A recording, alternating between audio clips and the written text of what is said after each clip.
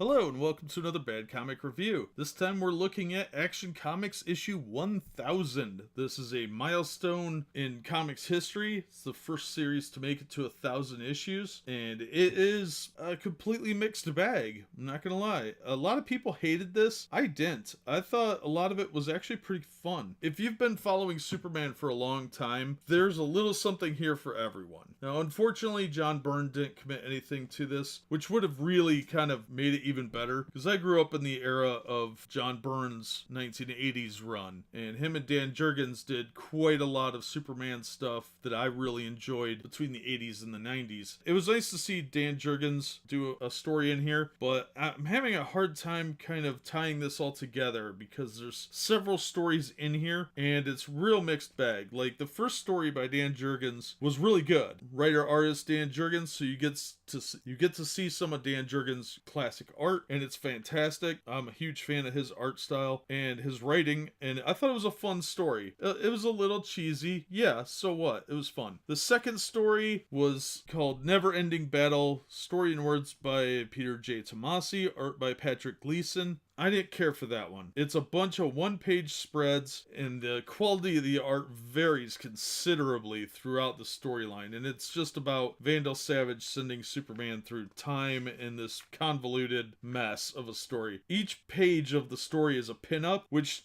is just there to fill up space, pads the numbers on the book, and I thought it was lazy and not well done, so I was very disappointed with that. Then there was a story by Marv Wolfman, and it called An Enemy Within, pencils by Kurt Swan, and it has a real retro classic look to it, and it was kind of a neat little story. Then there was one called The Car by Jeff Johns and Richard Donner, with art by Oliver Kopel.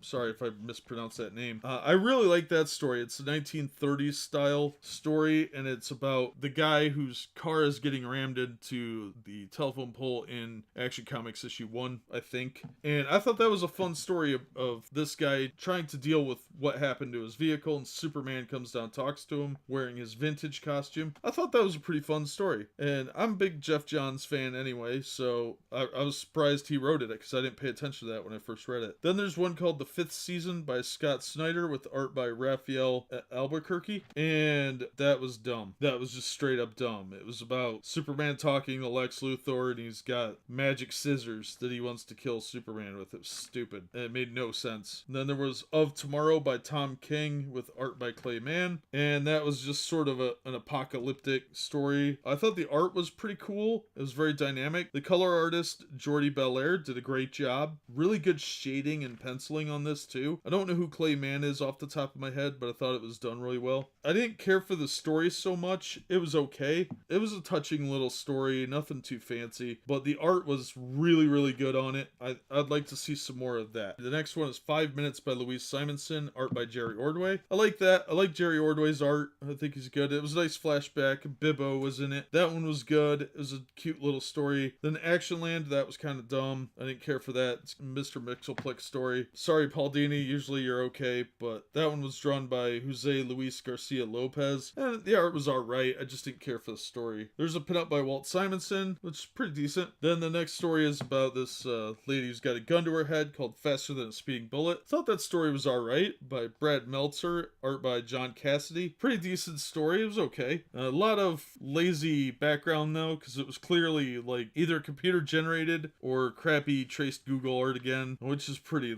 pathetically lazy anymore. Then the last story, The Truth by Brian Michael Bendis, is just a lead-in to his Man of Steel story, and it's just a teaser really. It's okay. I didn't get much out of it because it's a lead-in. I thought it was kind of dumb to include it because it looks like Superman dies at the end, and I didn't care for that. But otherwise, I don't think it's worth collecting all the variant covers for, but I rarely think it is worth that. And at $8, I thought it was a little overpriced, especially because there's a lot of pinups, and the one story was all pinups, and I didn't like that. So for an 80-page giant, I thought that was a misleading headline because like 15 of those pages are really just pinups. At least 15 pages. And that story was terrible. And the 2 or 3 actual pinups were okay. Was it worth $8? No. I would have paid $5 and felt fine with it. It is perfect bound, so it actually does look like a trade paperback. So I'll give them credit for that. But it also means that the edges are going to get scuffed up, so you got to be aware of that. And it's got a really glossy cover, which means you're going to have fingerprints all over it. So you're going to have to polybag it anyway. So it was kind of pointless to put it in perfect binding when they could have just stapled it and dropped it $2, and I'd have been a lot better with it. Overall, it's worth picking up just for the landmark nature of it. It's a very historic issue. Is it going to be worth anything in the future? Probably not. Most of the stories are fan service and fairly forgettable. Nothing major happened in the issue. It would have been better just to start Bendis' series, like have a Dan Jurgens story and a Bendis story and go forward from there. But it was nice they got some of the old time writers back on here. Some of the new stuff was garbage though, like you'd expect from a lot of these current writers. But overall, worth checking out, worth having in your collection for the historic nature of it, but not worth $8. And considering how many variant covers there are of this, it's pretty easy to say that you're going to be able to find it real cheap, because I guarantee you they didn't sell nearly what the shipping amount was. There were like 15 variant covers for this thing, and that is ridiculous. Most of them were okay covers, but not anything I need to seek out. But that's just my opinion on it, and that'll do it for this episode. As always, thank you so much for listening and supporting the channel. If you like what I do here, hit the thumbs up and consider subscribing so you never miss an episode, and we hope to see you on the next one.